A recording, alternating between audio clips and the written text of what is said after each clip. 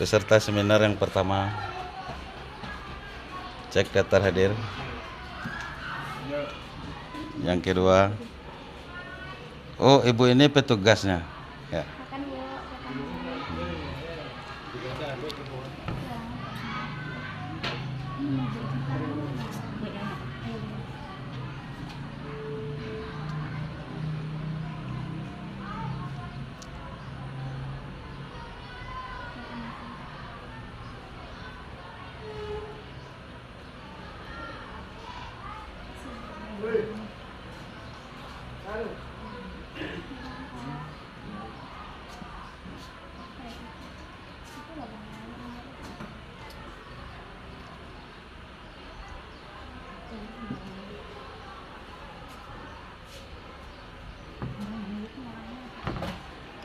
Ambil cek.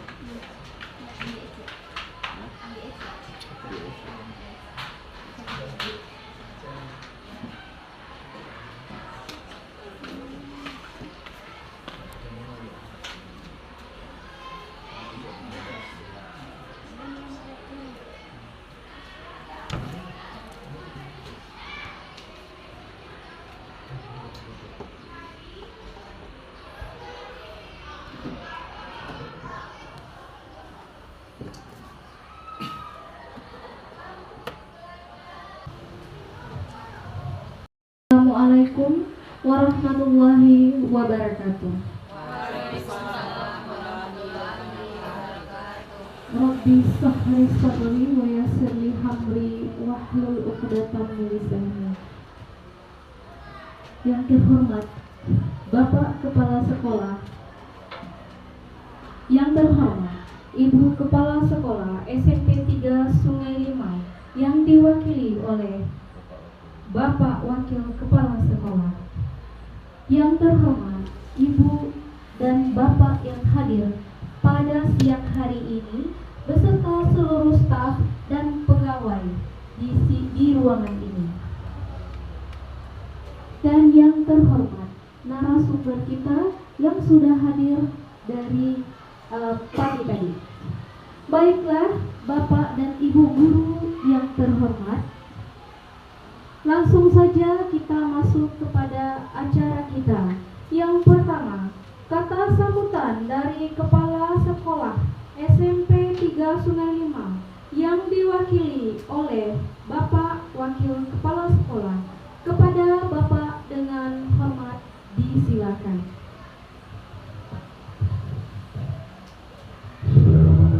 Assalamualaikum warahmatullahi wabarakatuh. Yang kami hormati Bapak dan Ibu Majelis Guru SMP 3 Sungai Limau.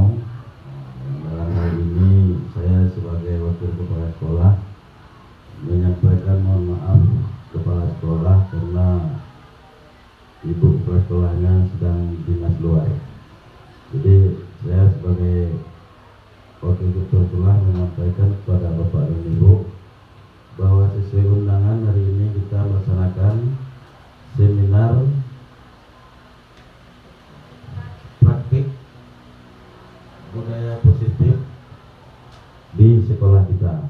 Jadi yang akan ditampilkan nanti oleh Ibu Ida Marni selaku calon guru penggerak angkatan 9. Mudah-mudahan nanti budaya positif ini bisa kita terima atau kita lihat bagaimana pelaksanaannya. Kemudian nanti kita juga menanggapi. Kalau dapat kita menanggapi dengan jelas budaya positif yang bagaimana yang kita terapkan di sekolah kita ini. Jadi untuk mengingat waktu, karena materi ini cukup panjang dengan seminar, penyampaiannya, kemudian tanya jawabnya, saya dari mewakili kepala sekolah mengucapkan terima kasih atas perhatian Ibu, Bapak, dan kepada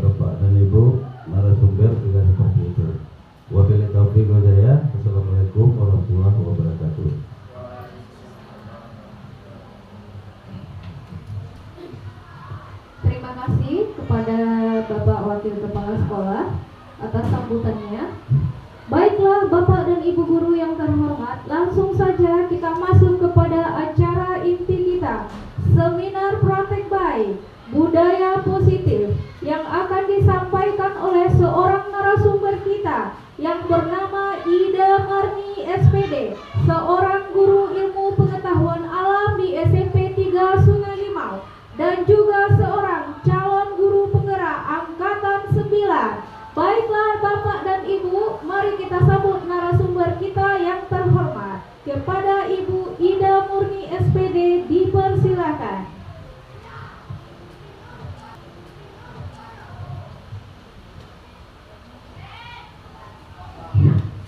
Assalamualaikum warahmatullahi wabarakatuh. Apa kabarnya Bapak Ibu hebat? Alhamdulillahirrabbilalamin. Alhamdulillahirrabbilalamin. Salatu wassalamu ala asrofil anbiya'i wal mursalin ala alihi washabihi ajmain. Amma ba'du. Baiklah, yang saya hormati Ibu Kepala Sekolah, kemudian Wakil Kepala Sekolah SMP 3 Sungai Limau, selanjutnya yang teristimewa Bapak dan Ibu guru hebat yang sudah bersedia hadir hari ini mengikuti praktik baik yang saya lakukan, yaitu budaya positif yang akan kita terapkan di sekolah kita ini. Baiklah, untuk pertama perkenalkan diri. Nama saya yang kita lihat di layar ya Bapak Ibu, Ida Marni. Kemudian profil jurusan ilmu pengetahuan alam, dan saya sedang mengikuti pelatihan CGP Angkatan 9.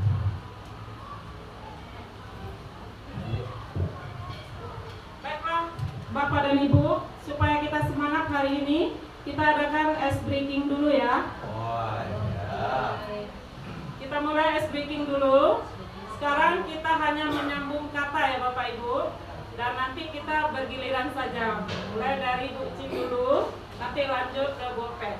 Kita menyambung kata, kita contohkan misalnya sekolah bagus sekali. Nah seperti itu. Jadi kalimatnya disambung ya. Kita mulai dari Icin yang menyampaikan kira-kira apa? Satu kata. Nanti sambung jadi katanya, kata berikut. Bapak wakil aja. Kita ambil yang tadi saja. Kata yang saya sampaikan itu rumah. Nyaman. Rumah nyaman. Rumah nyaman. Rumah nyaman sekali. Rumah nyaman sekali dan indah. Rumah nyaman sekali dan indah serta bersih.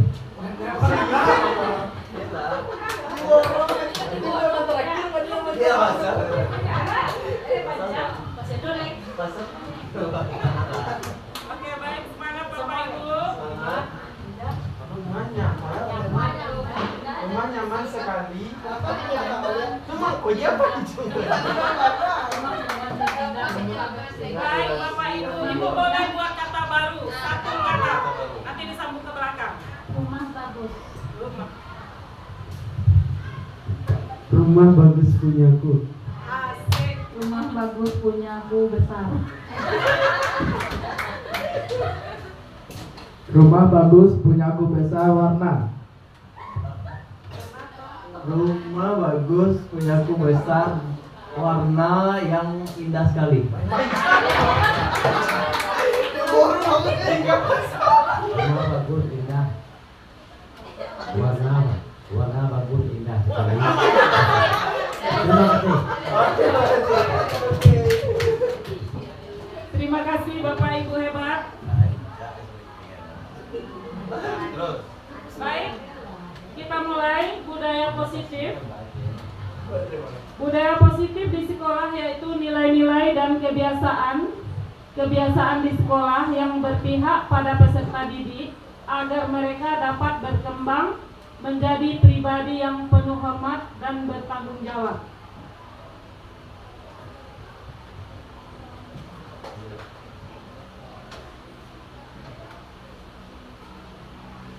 Kita lanjut, perubahan paradigma. Bapak dan Ibu, di sini dapat kita perhatikan, menanamkan budaya positif, kita melakukan perubahan paradigma. Untuk melakukan perubahan paradigma itu, ada dua hal yang kita lakukan. Yang pertama, untuk membangun budaya positif, sekolah perlu menyediakan lingkungan yang positif, aman dan nyaman, agar murid-murid mampu berpikir, bertindak, dan menciptakan dengan merdeka, mandiri, dan bertanggung jawab. Kemudian yang kedua, lazimnya disiplin dikaitkan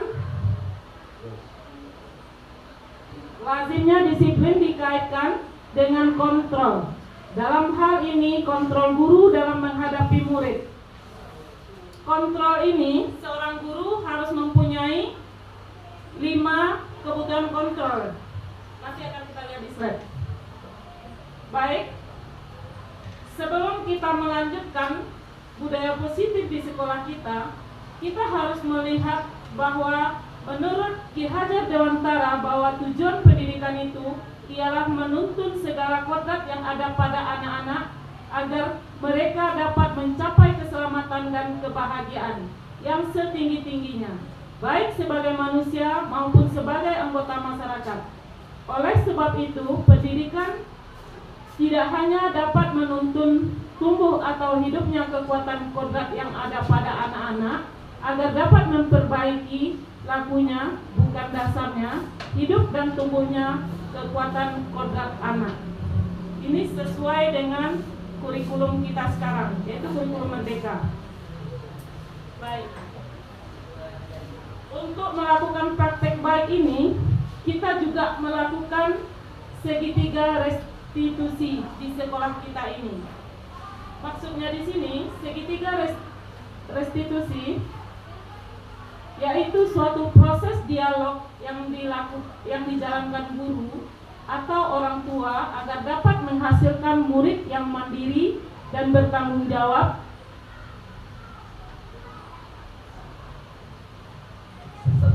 Baik, kita contohkan segitiga restitusi ini ya Bapak Ibu. Kita mengajar, pasti kita menemukan siswa kita yang bermasalah. Kalau kita menemukan siswa yang bermasalah, maka kita melakukan segitiga restitusi. Kenapa kita lakukan itu? Kita tidak boleh menghukum anak.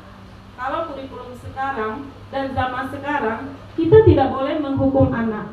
Apa yang harus kita lakukan? Kita harus melakukan segitiga restitusi ini.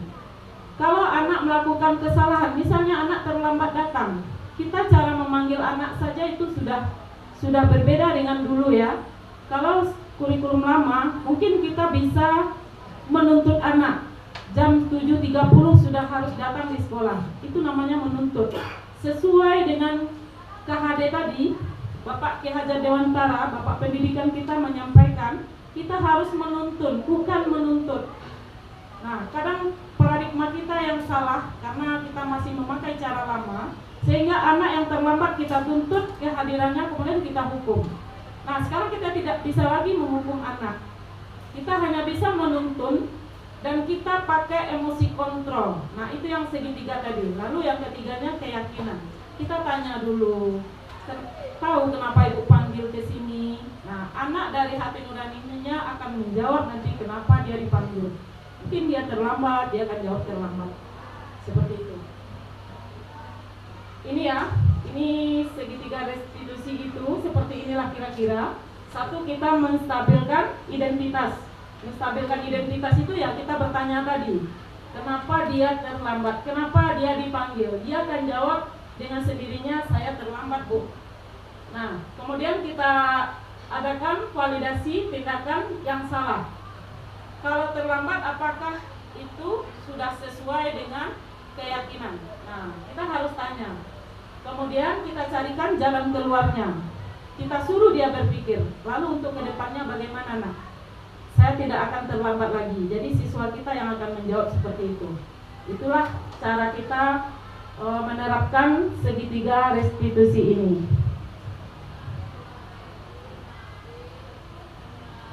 Lanjut. Nah, ini dia bahagian dari menstabilkan identitas. Berdasarkan prinsip pembuatan kesalahan adalah bagian-bagian proses pembelajaran. Kemudian menggeser identitas gagal ke identitas sukses. Jadi kita harus menyampaikan kalau terlambat datang ke sekolah itu manusiawi nak. Ibu juga pernah melakukan kesalahan. Namun bagaimana caranya kita mengatur waktu agar sesuai dengan jadwal yang sudah ditentukan sekolah kita. Nah, kita harus menyampaikan seperti itu dulu. Jadi dari dalam hati anak akan menjawab apa dan kemana dan bagaimana. Kemudian pertanyaan disampaikan dengan nada suara yang tidak menghakimi atau memojokkan. Apa contohnya? Sudah jam berapa hari ini? Nah, itu kita kan seperti memojokkan anak. Jadi anak sudah terlambat datang, dia sudah stres dengan waktu, sampai di sekolah kita hakimi pula dia. Nah, itu sekarang tidak boleh lagi penerapan seperti itu. Jadi kita harus menyampaikan dengan nada suara yang lemah lembut dan tidak memojokkan. Kemudian kita memanggil anak itu satu-satu, jadi tidak di hadapan temannya dan tidak di hadapan guru lain. Itu budaya lama yang harus kita hilangkan, ya Bapak Ibu.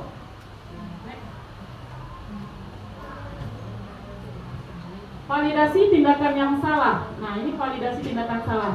Berdasarkan prinsip setiap perilaku berupa memenuhi kebutuhan tertentu. 2. Guru akan bergeser dari pemikiran stimulus respon menjadi proaktif. Mengenali dan mengakui kebutuhan murid akan memperbaiki hubungan dengan murid. Nah, jadi sebagai guru kita harus membimbing, menuntun anak dengan sepenuh hati.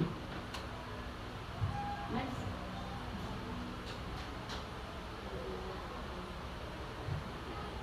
Kemudian kita lanjutkan dengan menanyakan keyakinan. Nah, keyakinan ini adalah keyakinan kelas. Ini kalau budaya lama ini namanya peraturan ya. Kalau sekarang kita tidak pakai peraturan lagi karena kita sebagai guru sekolah, pihak sekolah tidak boleh membuat peraturan untuk anak, tapi anaklah yang menentukan peraturan untuk dirinya. Nah, jadi masing-masing kelas ini tugas bagi Bapak dan Ibu hebat untuk mengajak anak kita menyusun keyakinan kelas ini. Nanti setiap anak kita minta pendapatnya, kira-kira apa yang akan dia buat untuk keyakinan kelasnya. Misalnya, kami akan datang tepat waktu. Nah, kami akan menjaga kebersihan. Jadi kita hanya mengembalikan seandainya lokalnya dia tidak bersih, apakah ini sudah sesuai dengan keyakinan kelas Ananda?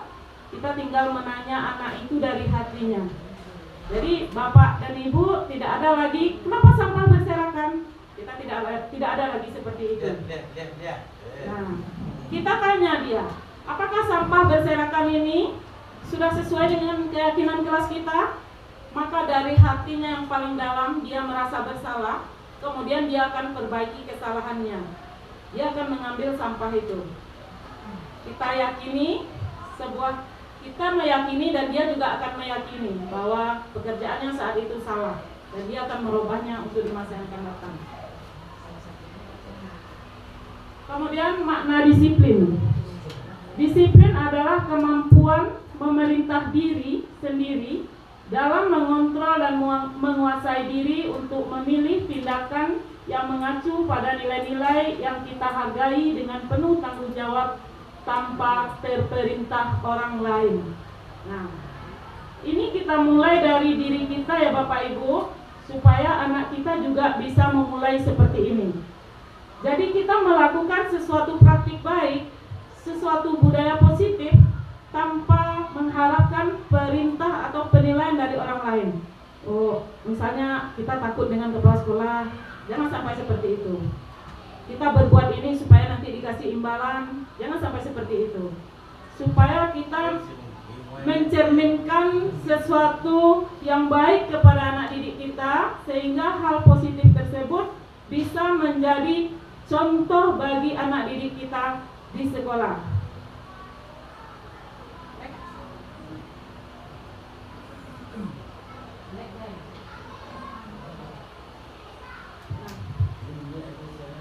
Maksud dari nilai-nilai yang kita hargai adalah nilai-nilai kebajikan, sifat-sifat positif manusia yang merupakan tujuan mulia yang ingin dicapai setiap individu.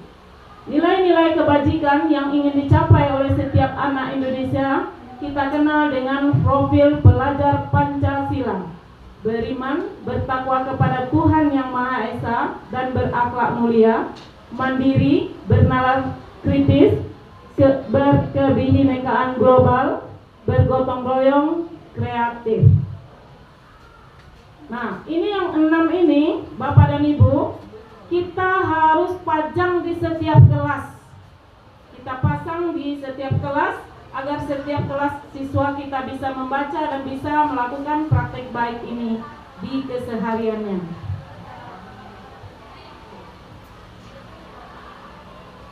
Lima posisi kontrol guru. Ini Bapak dan Ibu, 5 posisi kontrol guru. Di sini nanti kita akan menentukan mana yang terbaik untuk kita laksanakan sebagai guru. Di sini ada menghukum. Apakah itu boleh atau tidak? Kemudian membuat merasa bersalah.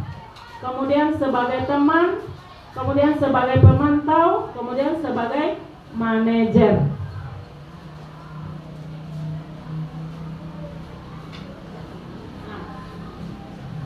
Ini pertanyaan yang di sampingnya siapa yang mengatakan, dan dari pertanyaan ini apa yang timbul. Nah, seperti itu.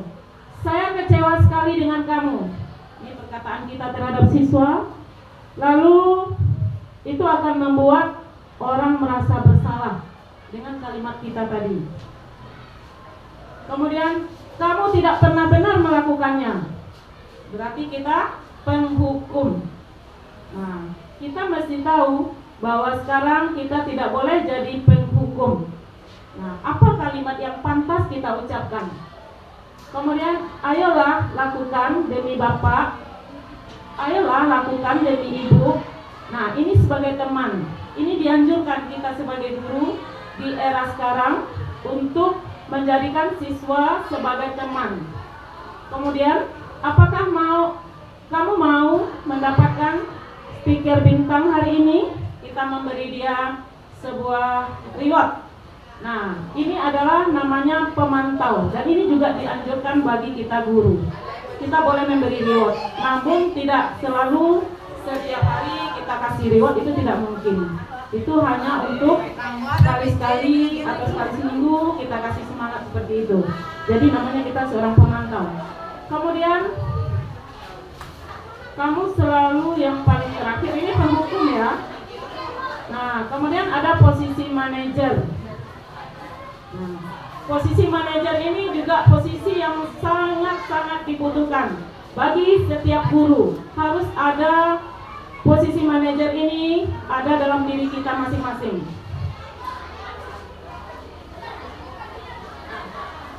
Ini sebuah budaya positif ya Bapak Ibu.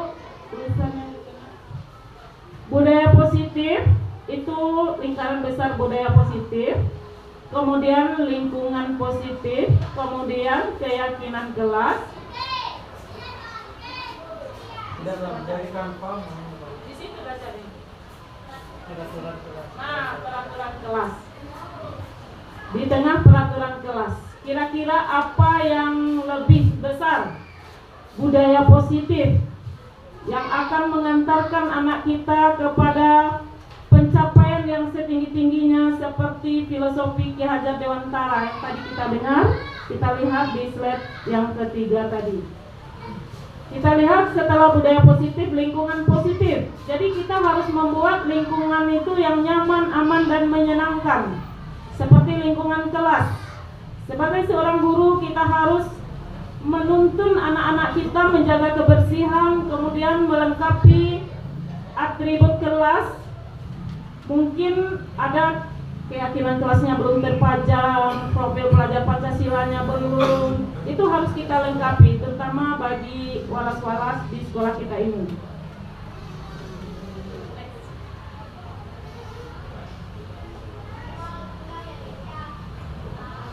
Nah, ini sebuah keyakinan kelas menurut Gosen ya. Keyakinan kelas adalah nilai-nilai kebajikan atau prinsip-prinsip universal yang disepakati bersama secara universal lepas dari latar belakang suku, negara, bahasa maupun agama. Kemudian menurut Gosen 1998, suatu keyakinan akan lebih memotivasi seseorang dari dalam intrinsik. Seseorang akan lebih bersemangat untuk menjalankan keyakinannya daripada hanya sekedar mengikuti serangkaian peraturan. Nah, itu keyakinan kelas. Kalau kita sudah laksanakan, kita minta pendapat anak dari hati dia yang paling dalam, dia juga akan menjalankan semuanya dari hati yang paling dalam. Kita lanjutkan pembentukan keyakinan kelas. Keyakinan kelas bersifat abstrak daripada peraturan yang lebih rinci dan konkret. Keyakinan kelas berupa pertanyaan-pertanyaan yang universal. Pertanyaan keyakinan kelas senantiasa dibuat dalam bentuk positif. Maksudnya di sini kita tidak boleh di sana datang tepat waktu. Jadi kalimatnya positif, kami akan datang tepat waktu. Jadi kita sebagai guru nanti kita mengajak anak untuk bermusyawarah, membuat keyakinan kelas, dan kita jadikan kalimatnya kalimat yang positif. Jangan buang sampah sembarangan. Nah, itu bukan kalimat positif. Jadi kita harus sampaikan kami tidak akan buang sampah sembarangan atau kami akan menjaga kebersihan. Nah, jadi kalimat yang dilarang itu kalimat negatif, bukan kalimat positif. Jadi kita harus ganti kalimat itu dengan kalimat positif. Kita lanjutkan, keyakinan kelas hendaknya tidak terlalu banyak sehingga mudah diingat dan dipahami. Semua warga kelas sebaiknya ikut berkontribusi dalam membuat kegiatan kelas lewat curah pendapat. Kemudian bersedia meninjau kembali keyakinan kelas dari waktu ke waktu. Mungkin ada yang belum tepat, boleh kita tambahkan, atau yang terlalu berlebihan kita kurangi. Nah, ini contoh dari membuat keyakinan kelas yang pernah saya lakukan.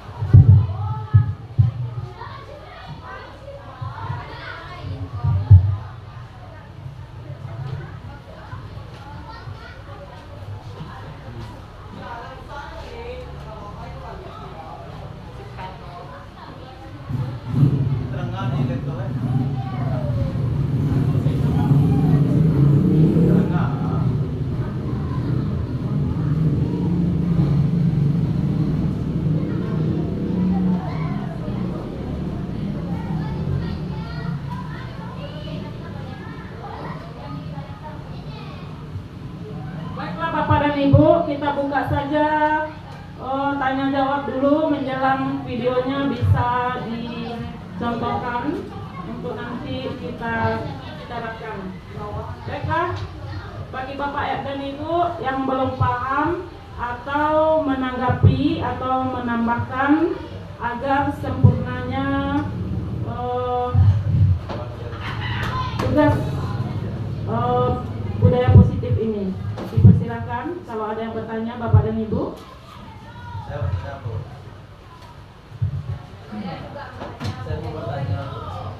Saya coba bertanya dulu. Tadi ada segitiga restitusi. Ada di sana tadi keyakinan kelas. Nah, sekarang membuat keyakinan kelas itu Di sekolah itu sudah ada dulu tata tertib. Apa beda keyakinan kelas dengan tata tertib? Padahal isinya juga sama. Mohon penjelasannya. Terima kasih Bapak yang sudah memberikan pertanyaan. Kita jawab dulu satu-satu ya Bapak Ibu.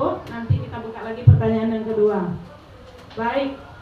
Kalau dulu kita punya peraturan kelas, kalau sekarang namanya keyakinan kelas, yang isinya sama, namun ada perbedaannya Bapak dan Ibu. Kalau dulu kita buat peraturan, itu sekolah yang buat, guru-guru yang buat, siswa yang menjalaninya. Kita menuntut agar siswa mau melakukan peraturan yang sudah dibuat oleh sekolah kita, dan bahkan kita keluarkan bagi siswa yang tidak mau mengikuti peraturan yang sudah ada. Betul begitu Bapak Ibu? Ya, nah kalau sekarang keyakinan kelas itu dibuat oleh siswa dari hati nuraninya. Kemudian kalau mereka melanggar, kita melakukan pemanggilan khusus kepada siswa yang melanggar, dipanggil dia sendiri, lalu kita lakukan segitiga restitusi namanya. Nah, pertama kita stabilkan identitasnya dulu. Misalnya dia mencontek lah, seperti itu, katakanlah mencontek atau makan dalam jam pelajaran berlangsung. Nah, saat kita menjelaskan, kita lihat dia makan, lalu kita tuju ke mejanya, kita tanya, sedang apa nak? Sedang makan Bu, perut lapar. Mungkin dia jawab seperti itu. Sudah lanjutkan pelajaran ya nak? Iya. Nah, kemudian setelah kita selesai mengajar, nanti kita panggil dia ke ruangan kita khusus. Lalu kita tanya, tahu kenapa ibu panggil tadi nak? Nah, dia akan jawab dari hati dia yang paling dalam. Iya Bu, karena saya tadi makan dalam jam pelajaran. Nah, seperti itu. Lalu kita lakukan segitiga restitusi sampai kita tanyakan keyakinan kelasnya. Apakah makan dalam jam pelajaran sudah sesuai dengan keyakinan kelas? Mungkin anak tadi akan menjawab tidak Bu. Nah, lalu kita tanyakan, sekarang ibu tidak menyalahkan. Kalau lapar itu hal yang biasa dialami oleh semua orang. Nah, untuk kedepannya bagaimana kita lagi Nah, dia akan menyampaikan sendiri, saya akan cepat bangun dan saya akan sarapan pagi Bu. Nah, jadi anak itu dari hati nuraninya yang paling dalam menyampaikan kalau dia mau berubah. Seperti itu ya Bapak Ibu. Baik, kalau masih ada pertanyaan yang lain, dipersilakan. Oke. Baik, terima kasih Bu telah menyampaikan banyak hal positif untuk sekolah kita yang akan membuat perubahan yang akan datang. Dalam menciptakan budaya positif, di sekolah kita menggunakan teori kontrol. Apa itu yang dimaksud dengan teori kontrol dan bagaimana cara kita menerapkan hal tersebut kepada siswa kita? Terima kasih Ibu, pertanyaannya sangat baik sekali. Kita kasih aplaus dulu untuk semangat di siang ini. Bu Suci.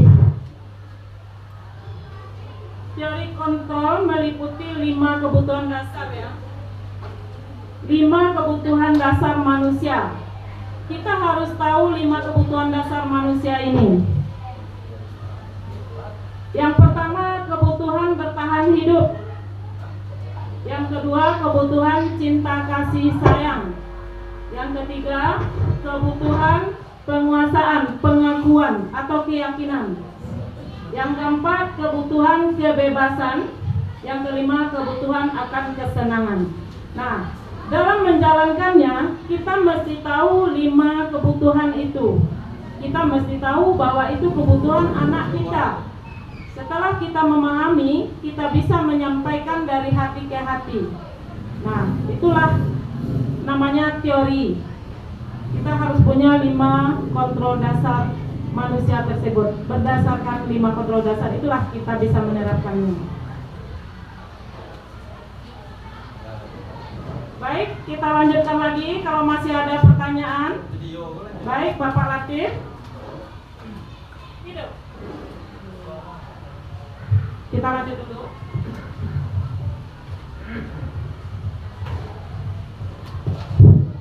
Baiklah, terima kasih atas kesempatannya Bu. Tadi saya melihat di slide Ibu ada 5 posisi kontrol guru ya Bu ya. Jadi yang ingin saya tanyakan ini Bu, posisi mana yang sebaiknya yang dimiliki oleh seorang guru itu Bu? Seorang guru, posisi mana yang sebaiknya dimiliki oleh seorang guru? Baik, terima kasih Bapak Latif yang sudah bertanya. Posisi ada 5 tadi, posisi yang harus kita miliki oleh seorang guru. Karena slide-nya bermasalah ya. Tadi ada namanya teman. Jadi kita harus menjadikan siswa itu sebagai teman. Seperti sebagai teman. Nah, yang keduanya pemantau. Seperti kita memberikan reward, memberi dia semangat, itu namanya pemantau. Dan yang sangat dibutuhkan adalah posisi manajer. Nah, posisi manajer ini kita merencanakan, mengorganisasikan, memimpin dan mengendalikan. Jadi ini posisi kita sebagai seorang guru. Kita harus bisa mengendalikan siswa. Jadi tidak ada katanya guru itu sudah menyerah sama siswa ini. Tidak ada lagi ya Bapak Ibu. Setelah kita tahu dengan budaya positif ini, kita harus bisa menghadapi siswa kita apapun keadaan siswa kita, karena sesuai dengan pesan Bapak pendidikan kita Ki Hajar Dewantara, kita harus memanusiakan manusia. Ya, kita harus memanusiakan manusia. Lalu Kali informasi yaitu tentang masalah-masalah yang ada atau yang timbul di dalam kelas tersebut. Nah, yang ingin saya tanyakan dari materi ini, jika ini sebuah kasus ya Bu, nah, jika ada di dalam kelas tersebut, karena kita pada umumnya gitu kan, tidak semua peserta didik itu yaitu semuanya wajahnya happy gitu, semangat semuanya, tidak semua. Pasti ada beberapa bagian itu yang wajahnya murung, istilahnya semangatnya kurang itu dalam belajar. Nah, alternatifnya bagi Ibu yaitu bagaimana cara atau langkah-langkah untuk mengatasi permasalahan yang dihadapi oleh siswa tersebut. Oke, mungkin cuma itu. Saya ucapkan terima kasih. Assalamualaikum warahmatullahi wabarakatuh. Baiklah Bapak, pertanyaannya sangat bagus sekali ya Bapak Ibu. Baiklah, cara kita menghadapi anak yang seperti itu. Nah, tadi saya sudah menyampaikan kita pakai roda emosi dulu. Kemudian kita harus memantau latar belakang anak kita. Nah, memang sebagai seorang guru kita harus mendidik dengan sepenuh hati. Ya, itu menurut KHD tadi itu sudah sangat banyak dan sangat kita bisa memahaminya. Kita harus menjadikan murid diibaratkan seorang petani. Kita ini seorang petani. Bagaimana kita seorang petani, bibit yang kita tanam itu jadi subur. Mungkin kita harus memberi pupuk, mungkin kita harus menyiramnya setiap hari, mungkin kita harus secara berkala memberi dia vitamin lah, seperti itu ya. Jadi kalau kita tanam padi, tidak mungkin tumbuh jagung ya Bapak Ibu. Nah, jadi kalau kita seperti bercocok tanam seperti seorang petani, kita harus menuntunnya dengan sepenuh hati, seperti tanaman yang kita tanam. Bagaimana tanaman ini bisa subur, bagaimana tanaman ini bisa berbuah lebat. Nah, seperti itulah kita mendidik anak kita di sekolah. Jadi kita harus sepenuh hati sampai berhasil, seperti kita seorang petani. Nah, begitu ya Bapak. Mungkin masih ada lagi Bapak dan Ibu yang lain mau bertanya. Saya menjawabnya boleh. Kalau ada Bapak yang mau menambahkan. Mungkin saya bisa menambahkan yang disampaikan oleh Bapak Yunir tadi. Pertama, siswa masuk kelas itu kan ada roda emosi, Ibu bilang tadi. Roda emosi itu menyatakan siswa happy, siswa sedang galau, siswa sedang sedih, siswa sedang yang lain-lain. Kita sebagai guru mungkin dari roda emosi yang kita buka, roda emosi ini kan nanti diseleksi, dilihat. Siapa yang tadi yang menulis dia bersedih, mungkin kita panggil, kita secara keseluruhan anak-anak itu kita berikan pembinaan. Kamu sedih kenapa sayang? Mungkin seperti itu. Atau mungkin mencarikan solusinya secara bersama-sama dengan teman-temannya. Kemudian siapa yang menulis tadi ini bermasalah, ini masalahnya apa, kan begitu. Nanti dia bilang kalau dia sedang bermasalah, kita mencarikan solusi di saat itu. Kemudian solusinya mungkin yang disanggupi oleh siswa itu. Jadi mungkin dari roda emosi yang ada, mungkin di sekolah kita ini sudah ada yang membuat seperti itu. Ada kotak-kotak di dalam tuh.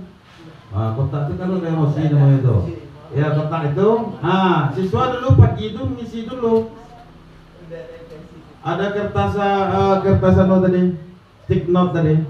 Stick note tadi dibagi, campur dulu satu, dia mengisi, masukkan. Nanti sebelum belajar kita seleksi. Atau boleh ditulis nama, Bu. Atau boleh ditulis nama.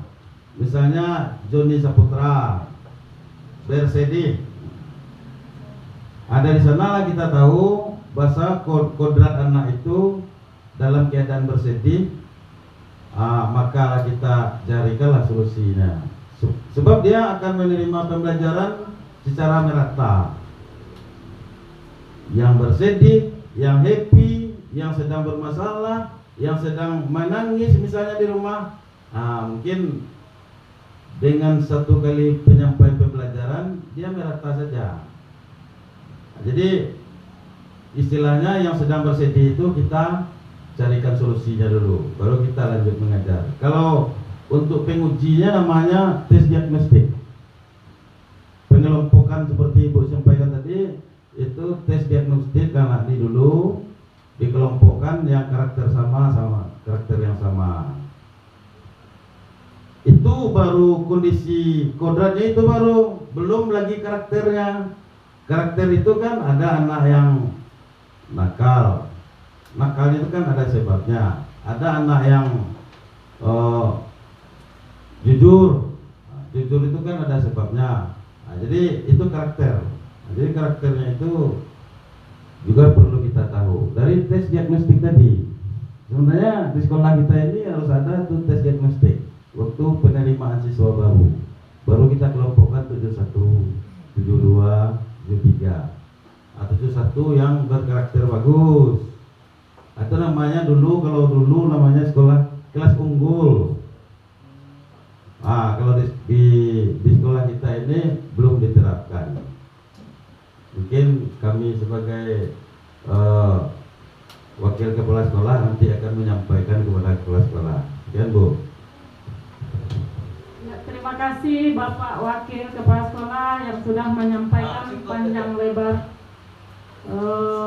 dari membantu menyempurnakan pertanyaan teman tadi. Oke, baik Bapak Ibu, setelah contoh yang sudah saya laksanakan kepada siswa di lokal saya mengajar, dan kepada Bapak dan Ibu saya mohon juga bisa melanjutkan cara ini. Nah, demikianlah penampilan saya saat ini. Terima kasih atas segala perhatian Bapak dan Ibu. Mohon maaf atas segala kekurangan. Wabillahi taufik wal hidayah. Wassalamualaikum warahmatullahi wabarakatuh.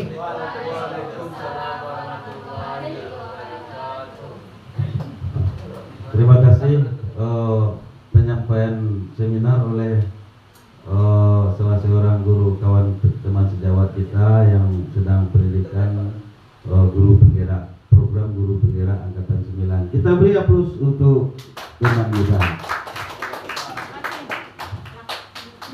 Dari hasil pemaparan kami dari pelaksana kami ucapkan Assalamualaikum warahmatullahi wabarakatuh. Waalaikumsalam warahmatullahi wabarakatuh.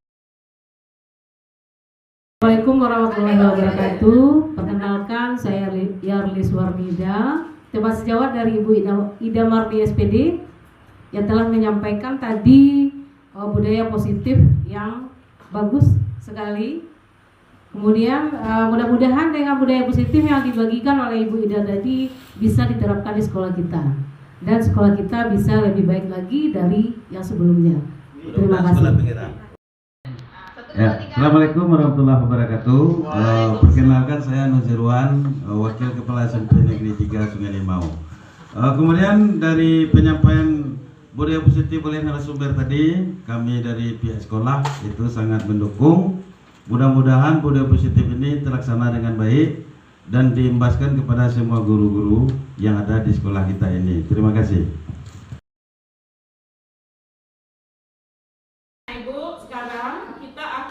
Membuat keyakinan kelas kita ya. Keyakinan kelas ini gunanya untuk peraturan sekolah atau peraturan kelas yang kita buat bersama-sama, sehingga apabila kita melanggar, maka guru hanya tinggal mengembalikan pada diri kita. Nah, kita buat sama-sama peraturan yang akan kita jalani di sekolah kita ini.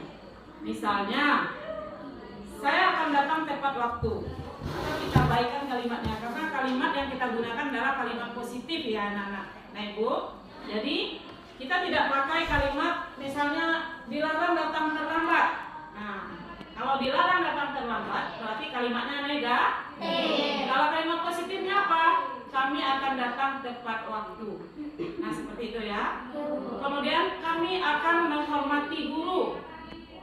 Kami akan saling menghargai dan saling menyayangi. Seandainya terjadi perkelahian, apakah kita sudah saling menyayangi? Tidak. Nah, seperti itu ya. Kira-kira anak ibu bisa? Bisa ya. Nah, nanti jadi kesepakatan kelas itu sama dengan peraturan. Namun peraturannya kita yang buat. Kita pula yang menjalaninya. Kita buat dari hati yang paling dalam, lalu kita jalani menurut hati kita, dan kita pula yang memikirkan. Kira-kira ini kita lakukan baik atau tidak? Baik. Seperti itu ya nak ya. Nanti ibu akan bagikan kertas not. Nanti Ananda buat masing-masing. Mungkin yang ini tentang ini tentang ini. Nanti kita tempel di kertas ini ya. Semua menempelkan ke depan. Baik ya. Bagikan kertasnya. Yang di lemnya nanti ke belakang ya nak ya. Seperti ini. Jadi ditulis sebelah sini ya, lemnya di belakang. Silakan ditulis ya.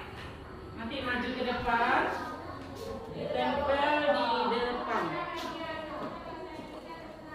Silakan ditulis nah.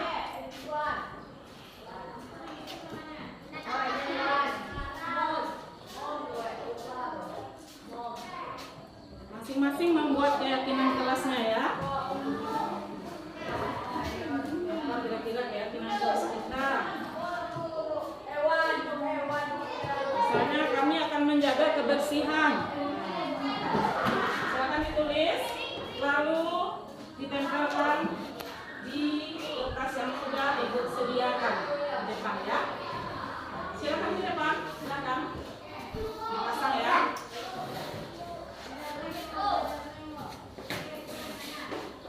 Boleh. Siapa lagi bergantian ya nak?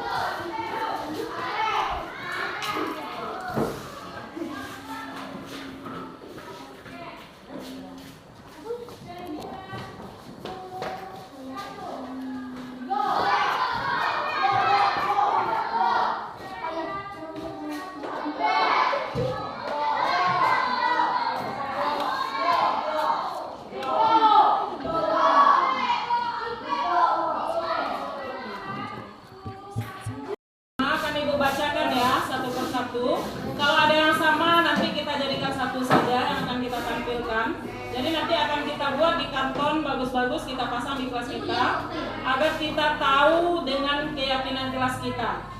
Yang pertama tadi dibuat, kami akan membuang sampah pada tempatnya.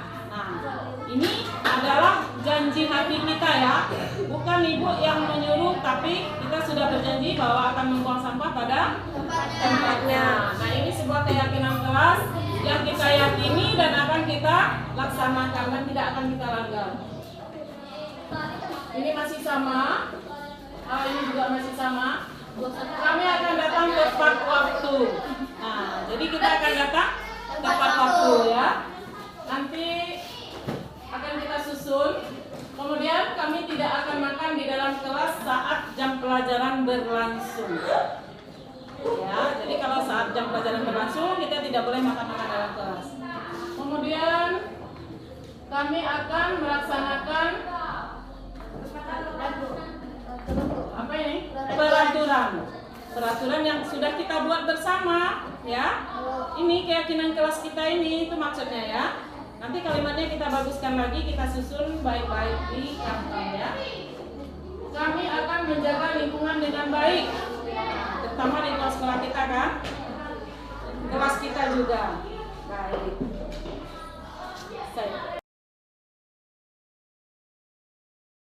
Assalamualaikum warahmatullahi wabarakatuh. Perkenalkan, nama saya Aurelima Putri, saya kelas 73. Assalamualaikum warahmatullahi wabarakatuh. Perkenalkan, nama saya Firisti, saya kelas 73. Warahmatullahi wabarakatuh. Perkenalkan, nama saya Muhammad Faril, saya kelas 73. Sangat senang. Sangat senang. Senang sekali. Senang sekali. Sangat penting. Sekali. Penting banget. Karena bisa membuat kita menjadi orang yang bertanggung jawab. Membuat kita disiplin. Dapat menumbuhkan rasa tanggung jawab. Membuat kita saling